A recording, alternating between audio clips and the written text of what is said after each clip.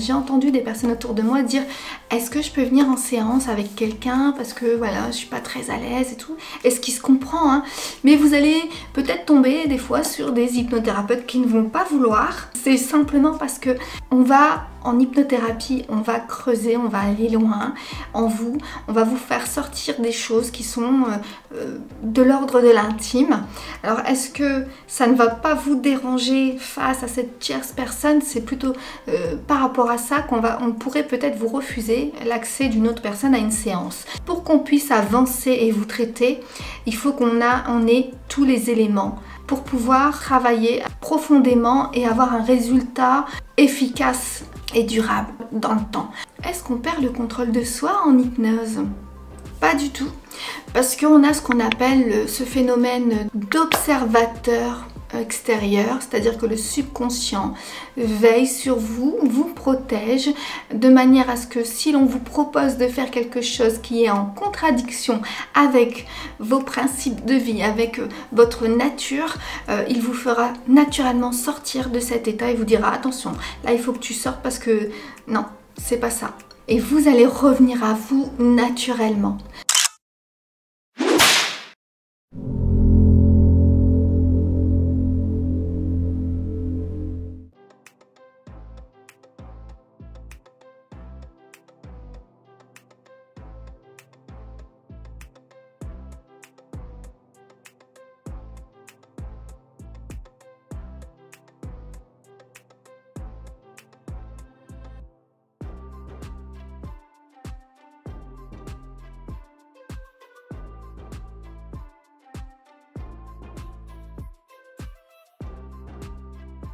Je vais vous parler d'une personne qui vient pour un sevrage tabagique. Si la personne elle dit moi je voudrais arrêter de fumer, est-ce que vous pouvez me faire arrêter de fumer? Mais oui, c'est facile avec l'hypnose. Donc si on s'arrête simplement à sa demande, on va lui donner peut-être un dégoût, parce qu'il y a plusieurs techniques, hein, mais on va peut-être prendre cette technique de l'hallucination. On va lui donner un dégoût de la cigarette, et à ce moment-là, partout où elle ira, elle aura un dégoût. Quand elle sentira la fumée, elle ne pourra pas la sentir, elle sera dégoûtée, voire écœurée. Elle ne pourra pas mettre une cigarette à sa bouche, oui, mais ce sentiment qu'elle aura, cette sensation, à un moment donné, elle va s'estomper dans le temps.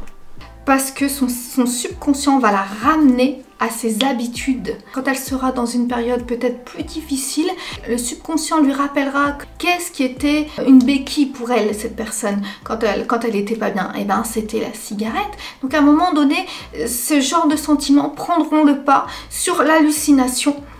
Et cette personne recommencera à fumer, malheureusement. Donc c'est pour ça qu'on va travailler sur l'origine de cette envie de fumer.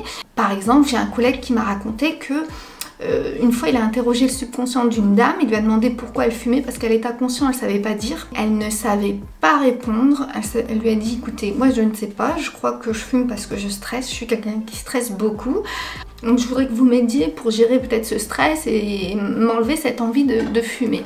Donc il l'a mis en état hypnotique. Le subconscient lui a montré l'image du décès d'une personne proche. Elle n'avait pas fait son deuil et elle était très triste inconsciemment. Et du coup, elle se tournait pour avoir un peu de réconfort auprès de la cigarette. Qu'est-ce que mon collègue a fait? Il a traité ses émotions par rapport au deuil, il a traité le deuil, cette séparation avec ce proche, et puis il a traité le sevrage tabagique.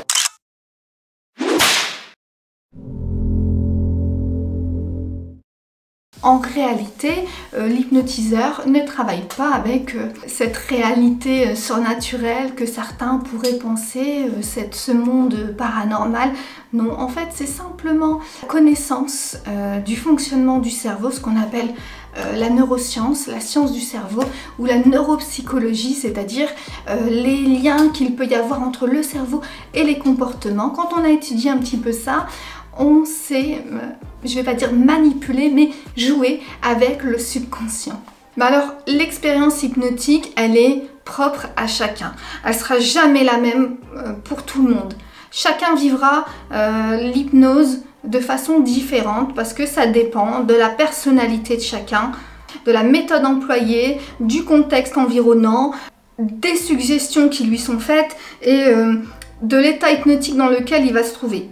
Lorsqu'un individu est en état hypnotique, ses perceptions sont modifiés. Il va avoir des hallucinations, il peut vivre des analgésies, des anesthésies, c'est-à-dire qu'on va diminuer peut-être ses douleurs, on va pouvoir anesthésier complètement ses douleurs.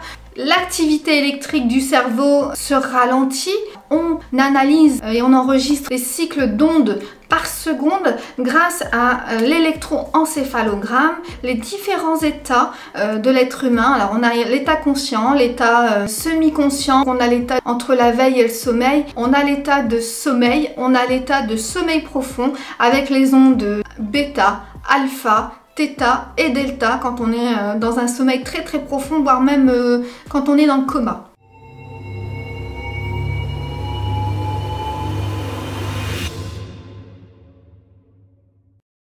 Comment on met une personne en état hypnotique? Alors on a des inductions à base de relaxation, de détente, on a des inductions à base de remémoration de souvenirs agréables. On peut faire ressentir aux personnes un sentiment de lourdeur, d'engourdissement du corps, d'envie de dormir. Tout ça est à base de suggestions. En fait, les inductions, ce seront toujours des suggestions, directes ou indirectes. Et tout ça provient des techniques de PNL, qui est un programme neurolinguistique. On a appris des méthodes de langage verbal pour suggérer à votre subconscient des choses en contournant vos barrières mentales. Parce que si on arrive d'entrée de jeu, on dit au subconscient « Eh gros, tu vas dormir ?» Le subconscient il va dire « Mais non, je dors pas. Je dors pas. » Parce que votre subconscient il est là pour vous protéger. Donc il va se dire « Non, non, moi je dors pas. Je suis là pour protéger la personne. Elle va me faire dormir. Je crois que... » Non. Donc il va falloir qu'on joue sur les mots, est-ce que tu serais capable de partir dans un sommeil profond? Et ça, c'est le genre de phrase qui fonctionne bien. Est-ce que tu serais capable? Est-ce que peut-être que... Et je me demande si... Voilà, on a toutes sortes de techniques de PNL.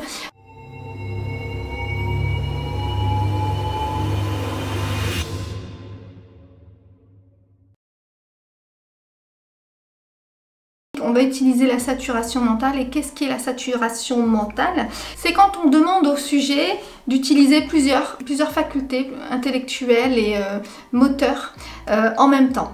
À un moment donné, le cerveau fatigue et il sature et il se retranche en lui-même. La personne se déconnecte, plus de barrières. On peut commencer le travail sur le subconscient.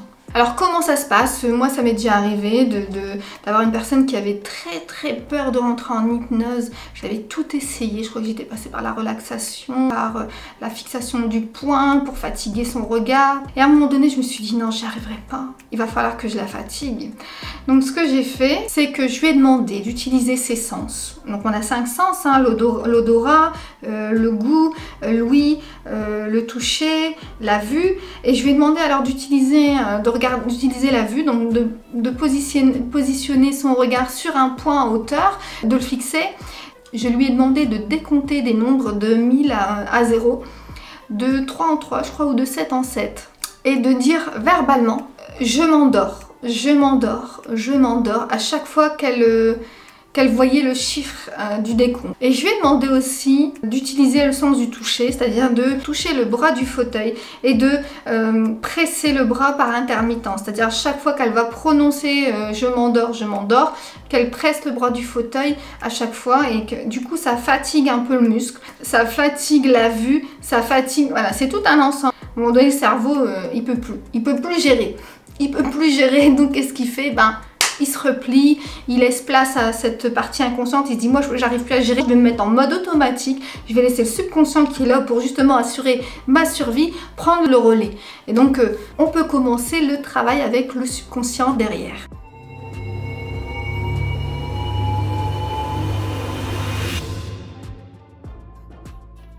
Alors on a ce qu'on appelle la confusion mentale verbale et la confusion mentale physique. Alors comment ça marche? Cette technique de confusion, elle va être plus utilisée en cabinet qu'en rue ou qu'en spectacle. La personne va suivre nos suggestions et nous, les hypnotiseurs, on va volontairement être incohérents au niveau de la communication verbale et de la communication gestuelle. C'est-à-dire, si je prends un exemple, j'ai une cliente qui vient dans mon cabinet, je vais avec ma main, je vais lui présenter le fauteuil et lui dire, comme si je lui disais « asseyez-vous », je vais lui dire ne vous asseyez pas. On va continuer d'engager la séance et on ira jusqu'à ce qu'elle soit vraiment dans cet état modifié de conscience avec des phrases aussi comme vous pouvez ne plus vouloir ne pas laisser vos yeux se fermer. Alors, on va décortiquer la phrase vous pouvez ne pas vouloir ne pas laisser vos paupières se fermer. En fait, ça n'a aucun sens.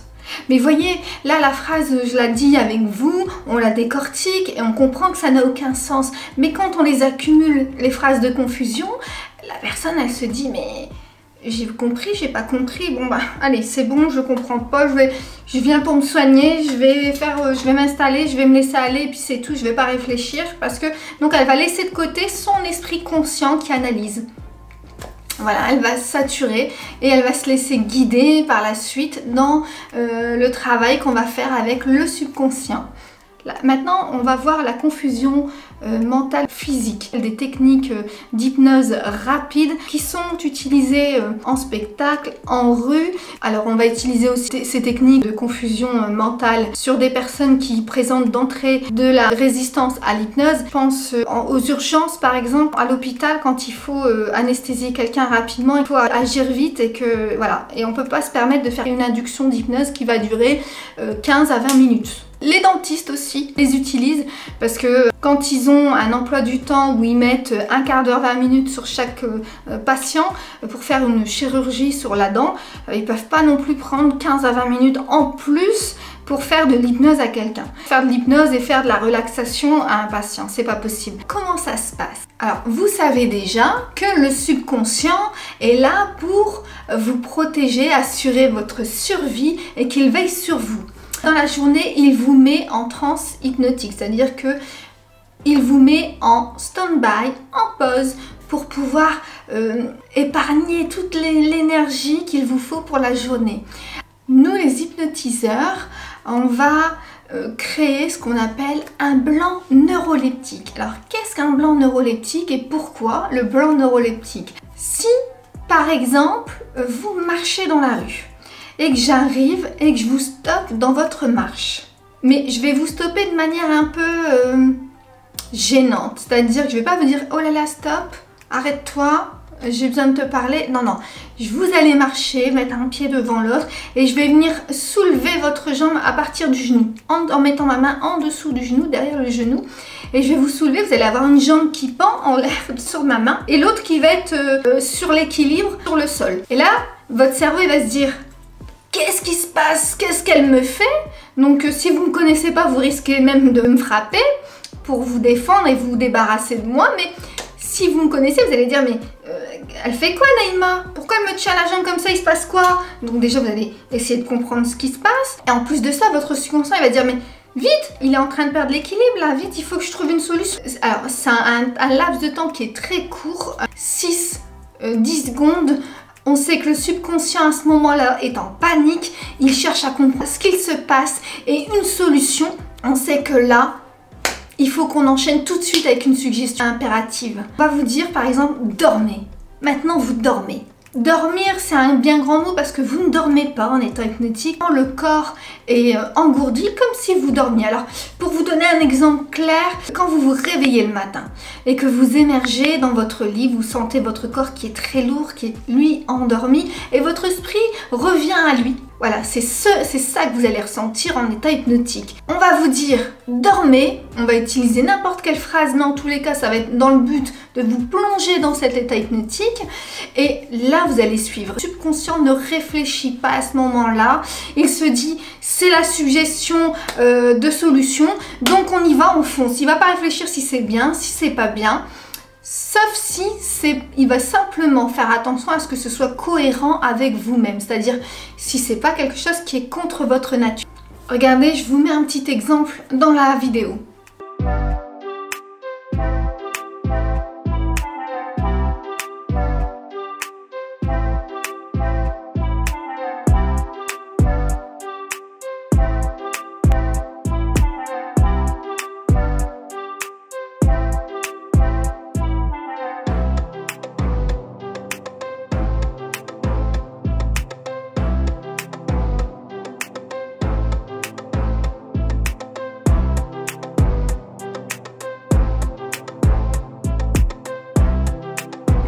voyez, il n'y a rien de surnaturel.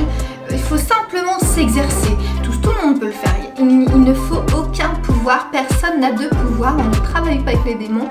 On apprend simplement le fonctionnement du cerveau, comme on pourrait connaître le fonctionnement moteur d'un vélo. On pousse sur une pédale avec un pied et on vient rajouter l'autre pied sur l'autre pédale pour faire aller le mouvement de rotation des roues et on roule. Alors c'est pareil avec le cerveau, quand on sait comment ça fonctionne, on peut jouer avec les fonctionnalités du cerveau à notre guise. Et en l'occurrence, quand on utilise le cerveau pour traiter les gens, c'est encore plus enrichissant parce que l'impact va être très fort, qu'on va avoir des résultats impressionnants. J'espère que cette vidéo vous aura plu. Si c'est le cas, mettez un like, commentez, même mettez-moi un hashtag coucou, hashtag Naïma, hashtag avec votre prénom, je ne sais pas, pour faire remonter cette vidéo dans le référencement de la plateforme YouTube, que d'autres puissent bénéficier de toutes ces informations. Et je vous dis à bientôt pour d'autres vidéos.